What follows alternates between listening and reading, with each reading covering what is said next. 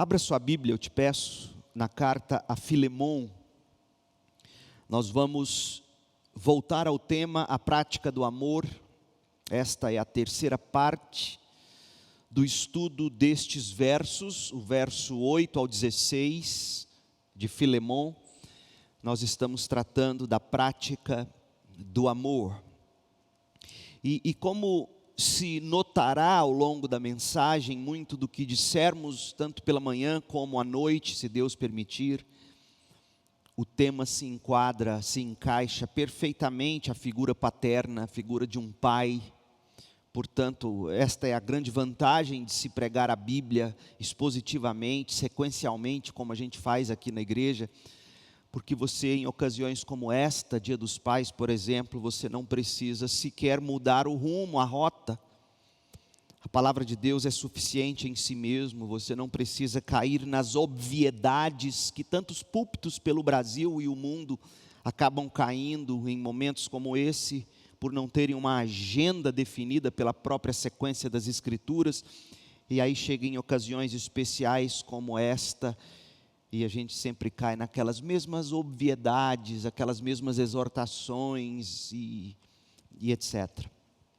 A prática do amor, conforme nós lemos aqui em Filemon, de 8 a 16, terá grande lição para os pais nesta manhã e hoje à noite, Deus permitindo, mas também para todos nós. Verso 8, por isso, Filemon, ainda que pudesse exigir em Cristo que você faça o que é certo, prefiro pedir com base no amor. Eu, Paulo, já velho, ou eu, Paulo, embaixador, presbítero e agora prisioneiro de Cristo Jesus, suplico que demonstre bondade a meu filho Onésimo. Tornei-me pai dele na fé quando estava aqui na prisão. Onésimo não lhe foi de muita utilidade no passado, mas agora é muito mais útil para nós dois. Eu o envio de volta a você e com ele vai meu próprio coração. Gostaria de mantê-lo aqui comigo enquanto estou preso por anunciar o Evangelho ou as boas novas de Cristo. Assim Onésimo me ajudaria em seu lugar, Filemon, mas eu nada quis fazer sem seu consentimento. Meu desejo era que você ajudasse de boa vontade e não por obrigação. Ao que parece, você perdeu Onésimo por algum tempo para ganhá-lo de volta para sempre. Ele já não é um escravo para você, é mais que um escravo, é um irmão amado, especialmente para mim. Agora ele será muito mais importante para você como pessoa e como irmão no Senhor. Esta é a palavra de Deus. Nós somos chamados para praticar o amor. A lei se resume no amor a Deus e ao próximo. Somos chamados para praticar a fé e as boas obras, como a carta aos Hebreus vai dizer. Mas para conseguirmos praticar a fé e as boas obras, para sermos capazes de amar segundo o Evangelho de Cristo, a primeira coisa que nós precisamos, como vimos na mensagem passada, é ser constrangidos pelo amor, a praticar o amor e a amar. O nosso chamado para amar é um chamado para amar com amor, não por constrangimento ou dever ou obrigação. E a única forma de conseguirmos amar desta forma, amorosa de fato, é pelo constrangimento do amor de Cristo.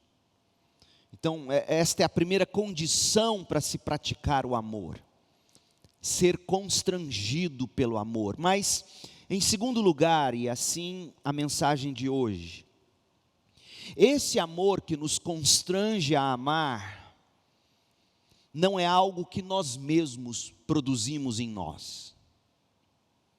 Esse amor é fruto da transformação pela qual nós passamos em Cristo Jesus. essa transformação que o Evangelho, pelo Espírito Santo de Deus, produz em nós, nos constrange e nos liberta, ouça bem, nos constrange e nos liberta para amar. Ouça mais uma vez o que Paulo escreveu. Veja como Paulo colocou isto para Filemon. Leia comigo os versos 10, 11 e 12. Paulo escreve assim: suplico, Filemon, que demonstre bondade a meu filho Onésimo. Tornei-me pai dele na fé quando estava aqui na prisão. Onésimo não lhe foi de muita utilidade no passado, mas agora é muito útil para nós dois.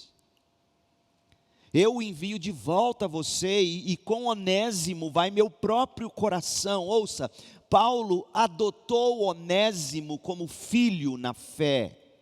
Esta é a importância da paternidade. E aqui vai uma mensagem, inclusive, aos homens, que sejam eles já pais, avós, ou homens que ainda não o são. É importante que se tenha filhos na fé. Esse é o nosso chamado. Discípulos, imitadores nossos como nós somos de Cristo Jesus. Esse é o chamado para o homem desta geração.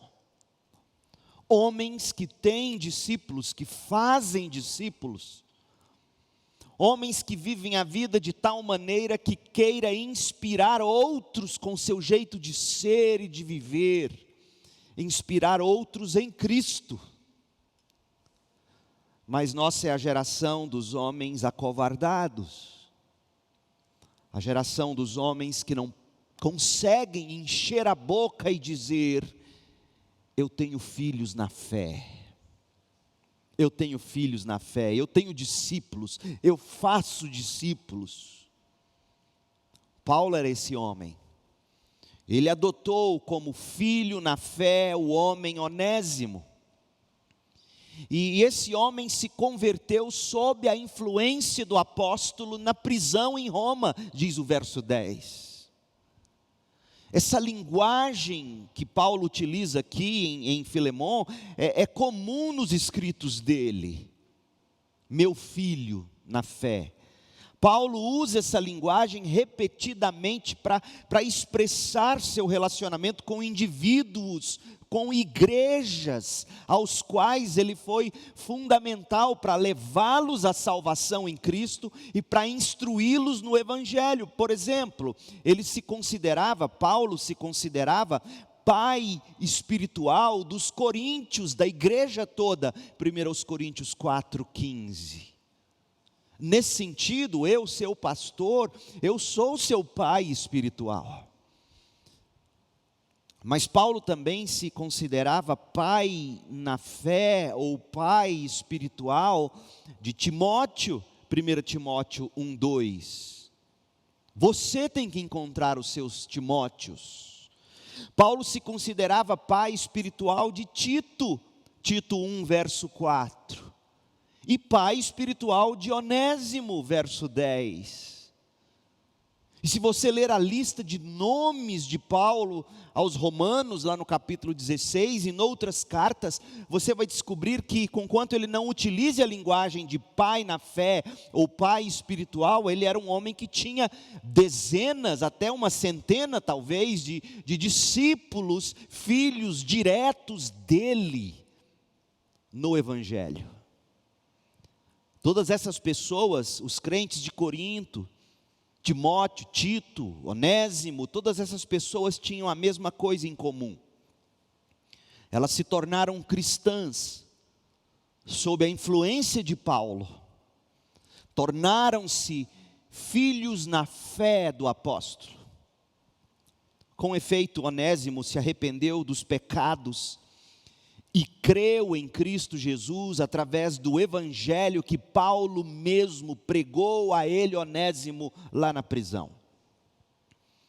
Nós podemos dizer que Paulo converteu Onésimo pelo poder do Espírito usando o seu evangelho. Paulo fala do meu evangelho, ou tal como eu os anunciei, por exemplo. E que evangelho era este? Ele diz isto em 1 Coríntios 15, de 1 a 4. Que evangelho, quais foram as boas novas que Paulo pregou a Onésimo? Como é que eu e você começamos a produzir filhos espirituais? Pelo evangelho. E o evangelho de Paulo, nas palavras dele, se resumia a: Cristo morreu por nossos pecados, como dizem as Escrituras. Cristo foi sepultado e ressuscitou no terceiro dia, como dizem as Escrituras. 1 Coríntios 15, de 1 a 4. Onésimo se tornara uma nova criatura ao se arrepender do pecado e crer nessas verdades do evangelho. O velho homem de Onésimo se foi, e Onésimo se vestiu do novo homem, conforme diz Efésios 4, de 20 a 24. Onésimo se tornou um filho nascido de Deus, não do sangue, nem da vontade do homem, nem da vontade da carne, mas nascido de Deus pelo Espírito, como diz João 1, verso 13. E foi Paulo quem levou Onésimo ao Senhor. O apóstolo se tornou pai de Onésimo, desta maneira, e também pai dos coríntios, e também pai de Timóteo, e também pai de Tito, e também pai de centenas através do evangelho. Agora vamos nos lembrar um pouquinho de quem era Onésimo, no momento em que Onésimo se apresentou a Paulo. Porque Onésimo, gente, é aquele tipo de filho que a gente prefere não ter. Sabe aquele tipo de pessoa com a qual a gente prefere não se envolver porque é encrenca demais? Mas Paulo amava essas encrencas. E você pode observar na minha prática pastoral, é assim desde sempre. Eu adoro essas pessoas improváveis. São delas que eu gosto de me aproximar. Com elas é que eu gosto de conviver. Onésimo é o tipo de filho que certamente você naturalmente não ia querer perto de você. Aqueles convertidos que caminham perto da gente, que a gente gosta de ter, são aqueles que se vestem como a gente, que pensam como a gente, que de alguma forma tiveram um berço como nós tivemos. Aqueles esquisitinhos, diferentes da gente, a gente já taxa logo de encrenca, de problema, e a gente não quer por perto. A gente admite, mas a uma distância de 2 metros, sabe? Como nos tempos em que a gente está vivendo.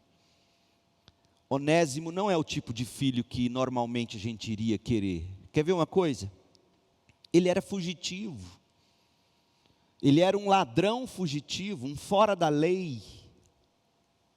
Eu posso até conjecturar e dizer que Paulo talvez já soubesse da fama desse escravo, porque ele escreve dizendo: olha, você, ô Filemon, você tinha Onésimo e Onésimo não era útil para você. Provavelmente já em conversas, em algum momento, Filemon tivesse desabafado e dito: Paulo, eu tenho um servo que trabalha para mim, que eu vou te contar, é inútil.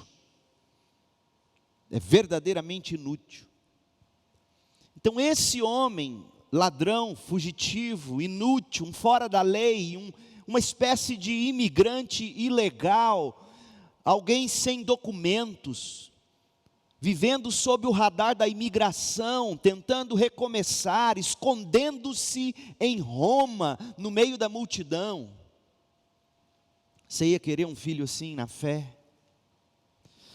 Mas na soberana e graciosa providência de Deus, que é um tema ao qual nós vamos retornar provavelmente hoje à noite, Onésimo foi trazido face a face com Paulo, no que certamente deve ter sido o ponto terrivelmente mais baixo da vida de Onésimo. Afinal, Onésimo era escravo, ladrão e fugitivo, um homem sem pátria ou sem cidadania, vivia em constante perigo, tentando sempre ficar um passo à frente da lei, um passo à frente da polícia, por assim dizer. Porque se ele fosse pego e se pedissem dele os documentos, ele não os teria, seria morto. Porque escravos fugitivos eram mortos naquela cultura. Talvez ele estivesse planejando continuar fugindo. E Roma teria sido apenas uma parada nessa caminhada sentido a fuga. Nós não sabemos, mas Paulo sabia que Onésimo, fugitivo, não poderia, não conseguiria viver fugindo dos cães rastreadores da graça celestial. Essa linguagem eu a utilizo lançando mão de um poema que infelizmente não sei se tem traduzido para o nosso idioma, mas mesmo que tivesse, perderia muito do poder. O poema se chama The Hound of Heaven, conta a história da graça de Deus que, como um cão farejador, não larga do pé dos eleitos de Deus até vê-los salvos em Cristo Jesus. E Paulo sabia que, conquanto Onésimo fosse um fugitivo da lei, ele não conseguiria fugir por muito tempo dos cães rastreadores da graça celestial. Não tinha como Onésimo fugir e se esconder de Deus. Paulo conhecia a Bíblia dele, Paulo conhecia a história de Jonas, por exemplo, quando tentando fugir de Deus, do chamado de Deus, mesmo dentro da barriga de um grande peixe, no fundo do oceano, no mais profundo dos mares, na escuridão do fundo dos mares, até mesmo lá a graça de Deus é capaz de alcançar alguém que está tentando fugir de Deus. Paulo sabia que não importava aonde Onésimo fosse, sua consciência, seu pecado, sua culpa continuariam latentes em sua alma, em seu estado de perdição eterna. Ele seguiria com essa mente perturbada de forma inalterada, porque é isso que o pecado faz com quem vive fugindo de Deus. Ele não sossega a mente, ele não sossega o coração, ele não sossega a alma, ele não dorme direito, ele não se aquieta. Ele vive entorpecido de alguma maneira, seja por alguma substância entorpecente, do álcool, às drogas ilícitas, seja pelo entretenimento, pelo trabalho excessivo, se torna um workaholic, ele não quieta, ele não sossega a alma, porque o pecado o perturba. E Paulo sabia que Onésimo não conseguiria viver assim por muito tempo. Meu povo, quanta gente vivendo assim, fugindo de Deus. Gente correndo e correndo da confrontação graciosa de Deus. Gente igualzinho Onésimo, quanta gente precisando se encontrar com um Paulo, como Onésimo encontrou. Esse é seu caso. Por que você vive fugindo dos Paulos que Deus coloca na sua vida? Onésimo finalmente se encontrou com Paulo, e Paulo, ao entrar em contato com o fugitivo Onésimo, fez Onésimo enxergar que não importava para quão longe de Filemom Onésimo fugisse, não importava, porque Onésimo nunca poderia se ver livre daquela maneira, vivendo naquele estado. Onésimo sempre levaria com ele o peso da escravidão sobre seus ombros, aonde quer que Onésimo fosse. Além de escravo fugitivo de Filemom, ouça, Onésimo por natureza era um escravo do mundo, um escravo da inclinação do pecado, um escravo do diabo, um escravo da morte, como Paulo descreve em Efésios capítulo 2. Esse era o estado de Onésimo. Imagine a cena, lá está Paulo, acorrentado, encarcerado, mas verdadeiramente livre. Esta é a beleza do Evangelho, preso em Roma, sob custódia, com grilhões presos ao seu calcanhar, vigiado a 7 chaves, preso fisicamente. Mas um homem com a alma livre, o coração verdadeiramente livre. Lá estava Paulo, e Onésimo se depara com esse homem verdadeiramente livre. E Onésimo nunca tinha conseguido ver algo parecido, porque Onésimo havia vivido preso a vida inteira, escravo. Mas sentia o coração também preso. Por isso talvez tenha sido tão inútil a vida inteira, nunca encontrou talvez motivação para trabalhar, não que justificasse, mas não trabalhava corretamente, vivia resmungando, até que um dia resolveu roubar e fugir, porque não aguentava mais viver preso. Mas mesmo fugindo, continuava preso.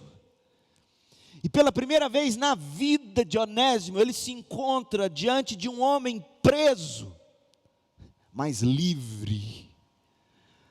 Nossa geração precisa de Paulos, homens verdadeiramente livres, homens em paz com Deus, em paz com a vida, apesar de toda a escravidão que esse mundo nos impõe, que os sistemas nos impõem, que o pecado nos impõe, homens verdadeiramente livres, de tão livres, chegam a incomodar alguns. Você já viu isso? Tem gente, repara para você ver, tem gente que não consegue sorrir com seu sorriso.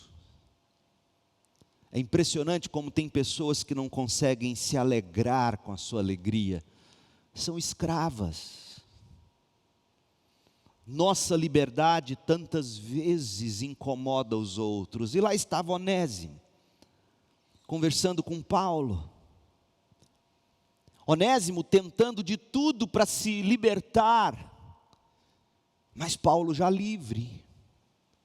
Mesmo Onésimo sabendo que nunca conseguiria deixar de ser escravo por seus próprios esforços, esta era a lei romana, ele nunca conseguiria ser um homem verdadeiramente livre, sem a alforria de Filemon. Mas mesmo assim ele tentava, ele fugia, porque é isso que o pecado faz conosco, ele nos faz achar que é possível viver livre, sem termos recebido a verdadeira alforria. O pecado nos cega, o pecado nos faz achar que somos livres, mas não somos. Até chegar, por exemplo, um problema desta magnitude como nós estamos vivendo no meio dessa pandemia da Covid. Quantas pessoas já se deram conta de que são escravas do medo, medo de morrer, crentes com medo de morrer, crentes com medo de adoecer, mas se acharam livres a vida inteira, até se dar conta de um problema desse tamanho. Veja, não estou negando, o problema é gigantesco, em todos os sentidos. E as pessoas se descobrem, de repente, escravas, mas sabe o que é mais triste? Elas não admitem, elas não reconhecem, vivem presas. Esse escravo fugitivo se depara com Paulo, verdadeiramente livre, e ouve Paulo dizer algo mais ou menos assim: deixe-me te contar uma coisa, Onésimo, uma história sobre alguém que foi amarrado, espancado, torturado e crucificado. Lembre-se, Onésimo, a crucificação é uma pena imposta pelos romanos a escravos, a ladrões, a traidores.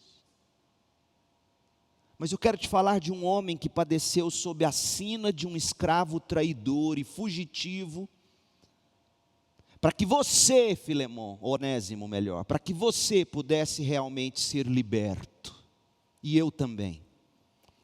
Deixe-me falar para você sobre Jesus Cristo, Onésimo.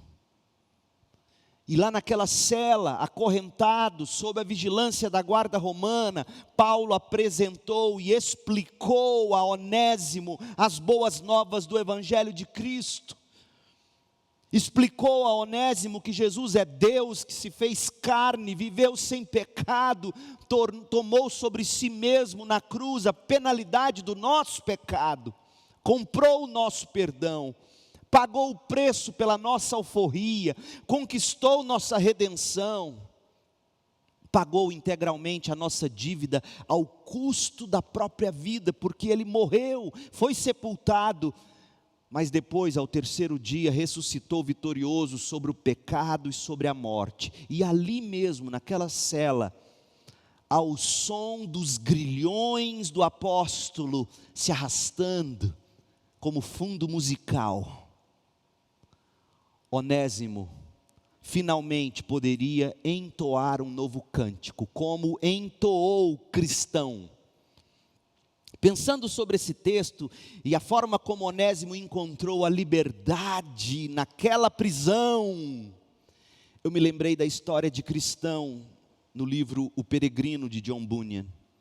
Lá no final do capítulo 6, quando Cristão finalmente chega à cruz e se livra de seu fardo pesado da lei e do pecado, e o capítulo, depois que Cristão se depara com a cruz, o capítulo se encerra com um cântico, uma poesia, escrita por John Bunyan, mas que era o cântico do cristão liberto, o cântico que Onésimo muito bem poderia ter entoado.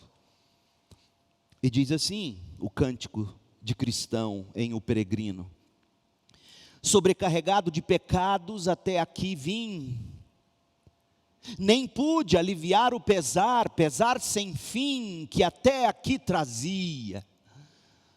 Ah, lugar ditoso, início será de viver venturoso, será que aqui o fardo das costas me cairá, aqui a amarra que a mim o prende romperá, bendita cruz, bendito sepulcro, seja exaltado o homem que por mim foi humilhado. Esse era o cântico de Onésimo. Esse é o cântico de todo homem e toda mulher que se encontra com a verdadeira liberdade em Cristo Jesus. E nesta manhã de Dia dos Pais, eu quero dizer a você, existe liberdade para você em Jesus Cristo. Existe liberdade para o seu filho em Jesus Cristo.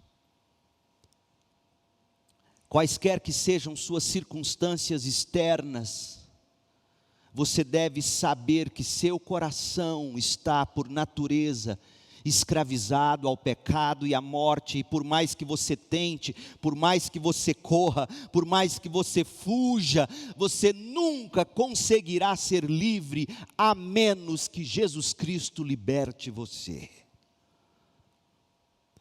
Você está acorrentado se não estiver em Cristo.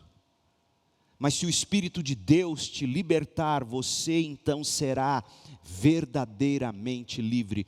Deixe-me ler para você uma profecia, a profecia do profeta Isaías. No capítulo 61, de 1 a 3.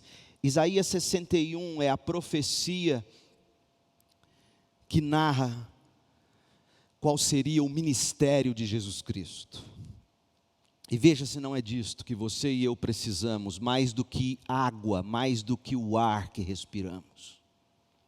Isaías 61, e aqui eu leio na Almeida Revista e Atualizada, diz assim: Jesus, nas palavras de Isaías: o Espírito do Senhor Deus está sobre mim, porque o Senhor me ungiu para pregar boas novas aos quebrantados, enviou-me a curar os quebrantados de coração, a proclamar libertação aos cativos e a pôr em liberdade os algemados, a apregoar o ano aceitável do Senhor e o dia da vingança do nosso Deus, a consolar todos os que choram e a pôr sobre os que em Sião estão de luto uma coroa em vez de cinzas, óleo de alegria em vez de pranto, veste de louvor em vez de espírito angustiado, a fim de que se chamem carvalhos de justiça, plantados pelo Senhor para a sua glória. Esse é Jesus. Essa era a mensagem que Onésimo não sabia que precisava ouvir, e quando a ouviu, a vida dele foi transformada. E a partir daquele momento, ele seria capaz de, constrangido pelo amor, pela transformação produzida pelo Espírito nele, constrangido no amor, Onésimo se tornaria no homem do serviço. E pode ser a mensagem que você precise ouvir agora. Deixa eu dizer uma coisa para você: o que você mais precisa na vida de Jesus Cristo não é do amor de um homem, não é do amor de uma mulher e nem do amor de seus filhos. O que você mais precisa é do amor de Deus para te salvar. O que você mais precisa não é de justiça social, mas da justiça de Cristo para te justificar. O que você mais precisa não é de empoderamento cultural, mas do poder do Espírito para te santificar e verdadeiramente te libertar. E Ele, Cristo, Ele pode trazer libertação para a sua alma aqui e agora. Basta você se arrepender e crer, basta você clamar por perdão e salvação. Onésimo provou disso, e ele passou por uma profunda transformação.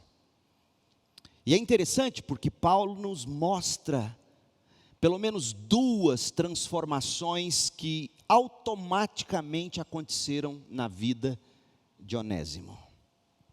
Duas evidências para as quais Paulo direciona a atenção de Filemon para comprovar que de fato tinha ocorrido um novo nascimento na vida de Onésimo, uma transformação miraculosa na vida do escravo fugitivo. Duas transformações que o novo nascimento produz em nós. Muito mais o novo nascimento produz, mas Paulo pontua duas. E Paulo pontua estas duas para dizer: Filemon, você pode perdoar Onésimo, ele é um outro homem. Em Cristo ele é um outro homem, assim como você e eu. E deixe-me dar a você, Filemon, duas evidências de que houve transformação. Primeiro, Paulo diz que havia um novo comportamento em Onésimo. Conversão produz um novo comportamento. E segundo, havia novos relacionamentos na vida desse ex-escravo. Então Paulo pontua duas evidências óbvias do novo nascimento. Vou repetir e nós vamos desembrulhar um pouquinho cada uma delas. A primeira mudança que a conversão produz num crente é que ele muda seu comportamento. Nós não focamos no comportamento em si, a priori, porque seria moralismo. Nós concentramos a priori na transformação do coração, porque sabemos, enquanto crentes, cristãos, que o coração transformado produzirá um novo comportamento. E se não há um novo comportamento naquele ou naquela que se diz crente, é porque não há um novo coração. Portanto, o papel de um pastor ou de uma igreja não é ficar corrigindo o comportamento dos crentes.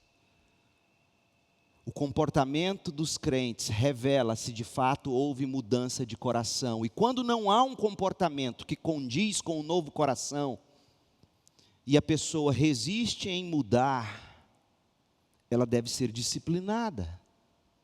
Porque ela está dando provas pelo comportamento dela, de que ela não recebeu um novo coração. E Paulo está dizendo a Filemon: Filemon, olhe para o comportamento de Onésimo. E veja por você mesmo, baseado no meu testemunho, que estou aqui convivendo com Onésimo desde sua conversão, e eu consigo ver em Onésimo um novo comportamento. Observe as duas evidências para as quais Paulo direciona a nossa atenção aqui, ao direcionar a atenção de Filemon. Primeiro, ele diz o seguinte: a evidência do novo comportamento de Onésimo. Verso 11, leia aí comigo, verso 11. Onésimo não lhe foi de muita utilidade no passado. Onésimo era inútil para você, Filemon, mas agora é muito útil para nós dois. Onésimo tinha um nome especialmente irônico, levando em conta a forma como ele vivia. Porque Onésimo no grego significa útil, como eu já disse. Mas Paulo faz Filemon lembrar que de fato esse homem, conhecido como Senhor útil, tinha sido inútil a vida inteira. Sem dúvida, Onésimo havia sido uma frustração constante na casa de Filemon, uma piada na comunidade ao redor. O nome significava útil, mas de acordo com Paulo, Onésimo não fora nada útil. Onésimo nunca foi Onésimo. Pense bem sobre isso. Eu e você jamais seremos nós mesmos, se não houver em nós, se não ocorrer em nós a transformação produzida pelo Evangelho. Onésimo tinha um nome, e Onésimo vivia o completo oposto ao significado do seu nome. O nome dele era útil, mas ele vivia inutilmente. Eu e você fomos criados para a glória de Deus, mas vivemos para os nossos próprios desejos. Eu e você jamais seremos aquilo para o que fomos criados, se não houver um encontro real com Cristo, a ponto de nos transformar. Talvez Onésimo fosse preguiçoso, alguém esquecido, irresponsável, um homem não confiável. Onésimo sempre foi um problema para Filemon. E para fechar tudo com chave de ouro, Onésimo roubou do mestre e fugiu. E que piada o nome de Onésimo realmente era. Mas em Cristo tudo mudara. Paulo diz no verso 11: Onésimo não lhe foi de muita utilidade no passado, mas agora é muito útil para nós dois. Paulo não diz, agora pode ser que ele se torne útil. Não, ele diz, agora ele é muito útil. Tão útil de fato, que Paulo desejava, ouça bem você, Paulo desejava manter Onésimo com ele. Leia o verso 13. Eu gostaria de manter Onésimo aqui comigo, enquanto estou preso por anunciar o Evangelho. Assim, Onésimo, ouça bem, assim Onésimo me ajudaria em seu lugar. Aí, você pode imaginar Filemon lendo isso aqui, dizendo, peraí, você está falando do mesmo Onésimo que eu conheço? O Onésimo que eu conheço nunca ajudou ninguém. E você está me dizendo que queria ele para te ajudar, e não somente isso, Paulo, você compara a ajuda dele à minha. Você está comparando a minha competência à competência desse homem que eu nunca vi ajudar ninguém. Mas é essa transformação que o Evangelho faz. Nos transforma em pessoas úteis, para a glória de Deus e para o bem do próximo. Ô meu povo, nós realmente precisamos insistir neste tópico. Nestes dias tão carentes de caráter em que a gente vive. Uma das marcas do novo nascimento, uma das marcas da autêntica conversão, da autêntica vida espiritual, é a transformação profunda e palpável pela qual em Cristo as pessoas passam. Onésimo, que um dia corria de serviço, agora se deleitava em servir Paulo. Ele não pensava mais apenas nele mesmo, o orgulho, ao que parece, não dominava mais o coração dele, como nós sabemos disso. Ele levou a carta a Filemon. Ele não pensava mais só nele. O interesse próprio não era mais sua paixão dominante. Onésimo, por causa do Evangelho, estava preparado para voltar para Filemon e enfrentar o que fosse que o estivesse esperando. Onésimo desejava fazer a diferença, não de uma maneira grandiosa e ostensiva, mas naquele serviço silencioso, servindo as necessidades de Paulo no cárcere da prisão em Roma. Nós nunca saberíamos o quanto Onésimo foi importante para Paulo, se Paulo não tivesse escrito esta carta. Ou seja, Onésimo se tornou um servo que não precisava das luzes do palco e da ribalta para servir, porque tem crente que é assim, só serve se for sob as luzes do reconhecimento das pessoas, fazem questão de mostrar que elas estão tomando frente nisto ou naquilo outro, são viciadas, escravas do elogio e do reconhecimento das pessoas. Onésimo não. Onésimo serviu Paulo caladinho na prisão. Que transformação Onésimo havia sofrido. Um novo comportamento. Onésimo agora era Onésimo. Onésimo era útil. Que comportamento o evangelho que você diz professar produz em você? Eu posso te dizer. Como é que chama aquela expressão quando as pessoas ficam fuçando nas redes sociais dos outros? Stalk? É stalk? Faz um stalk nas redes sociais de alguns e você vai ver o comportamento. Você vai ver o que de fato elas amam. Você vai ver para o que de fato elas vivem. E se dizem cristãs. O comportamento tem que mudar. Se o evangelho transformou seu coração, o seu comportamento tem que condizer com esse evangelho. E Paulo está dizendo, Onésimo agora vive conforme o evangelho. Filemon, e eu te atesto isso.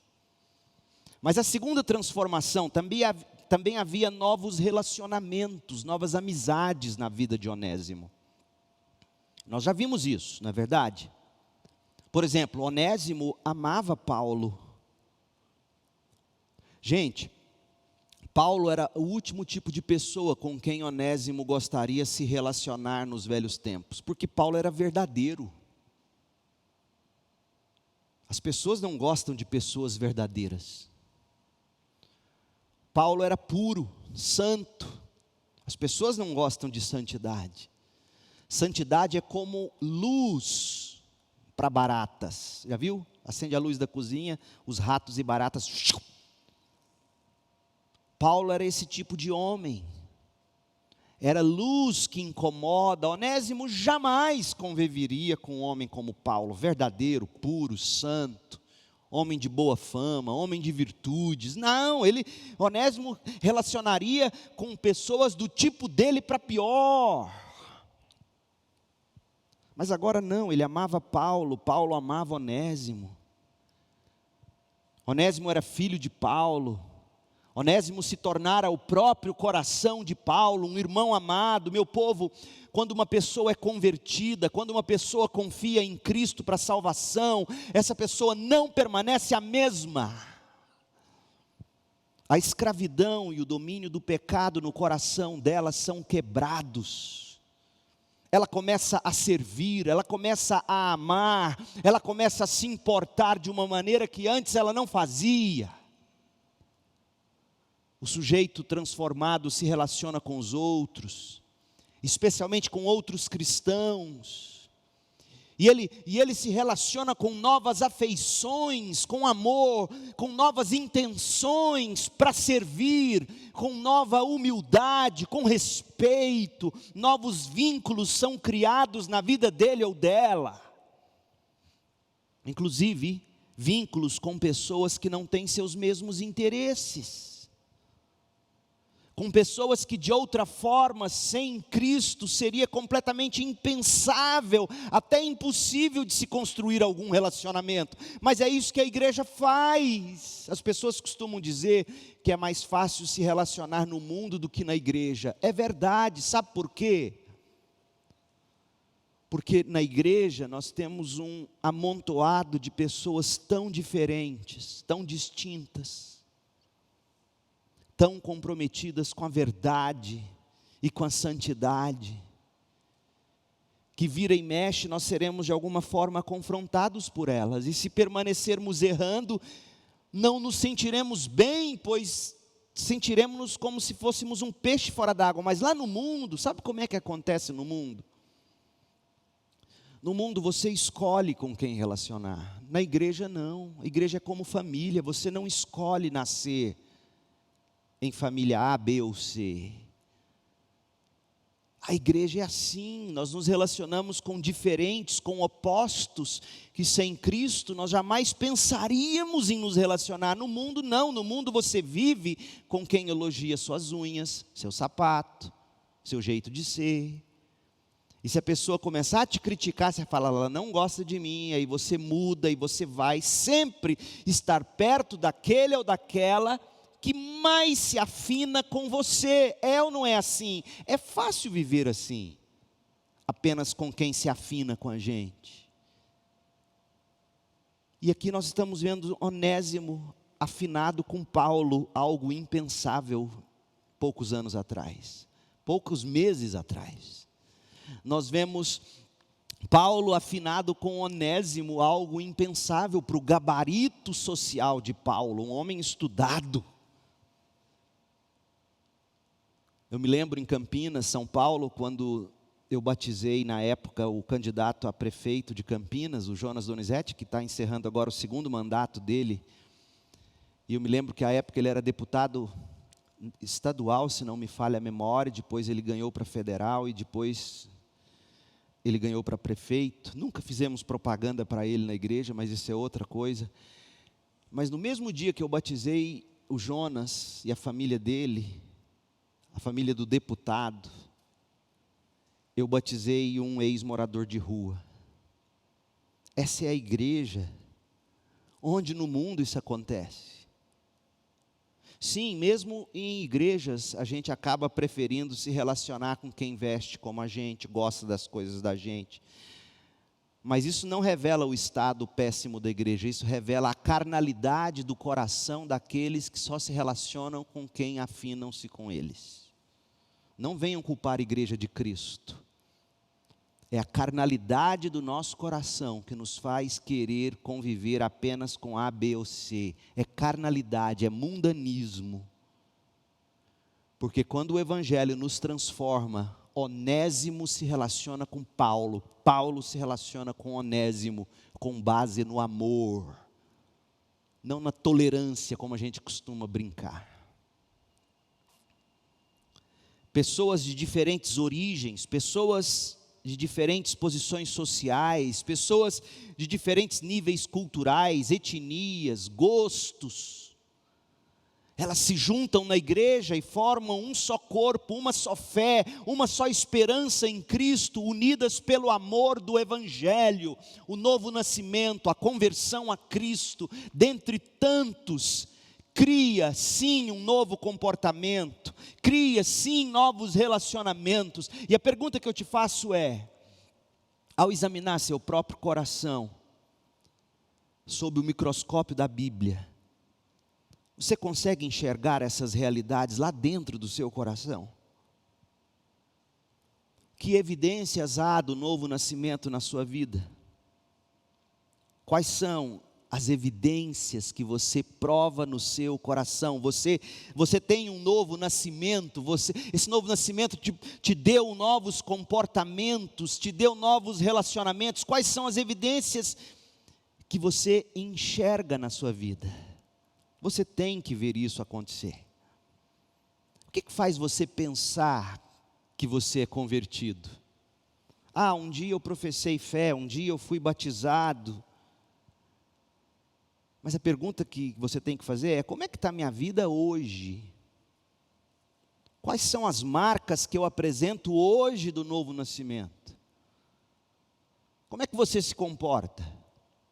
Quais são seus relacionamentos? Olhe para Onésimo, tudo brilhava em Onésimo. Existe alguma centelha de vida na sua vida hoje? Porque Paulo escreve a Filemon e diz: Filemon, você deve perdoar Onésimo. Sabe por quê? Ele é uma nova criatura. Receba Onésimo de volta, Filemon. Ele se tornou seu irmão em Cristo. Perdoe Onésimo, porque ele nasceu de novo. Ele já está perdoado no tribunal de Deus. Ele é uma nova criatura.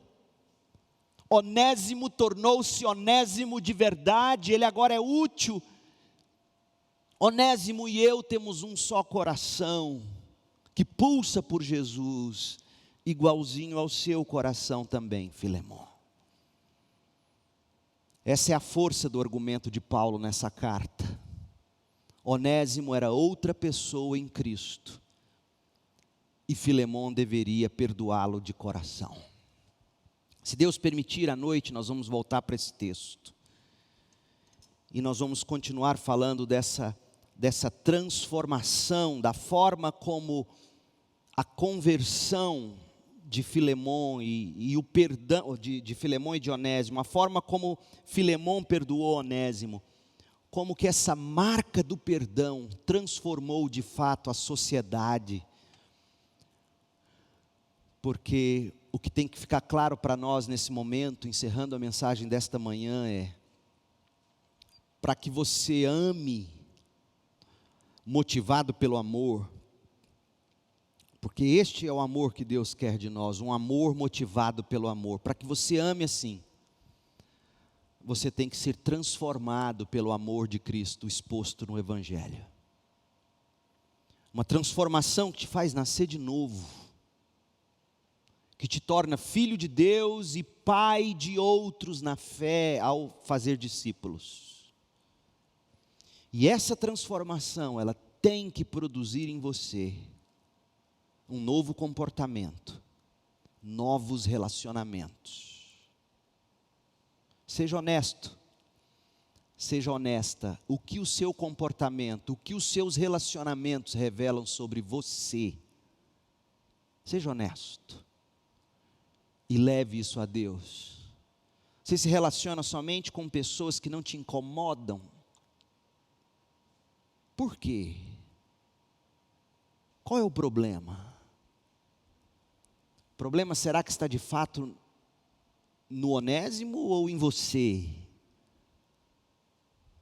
Como é que você se comporta? O que te alegra o coração de fato?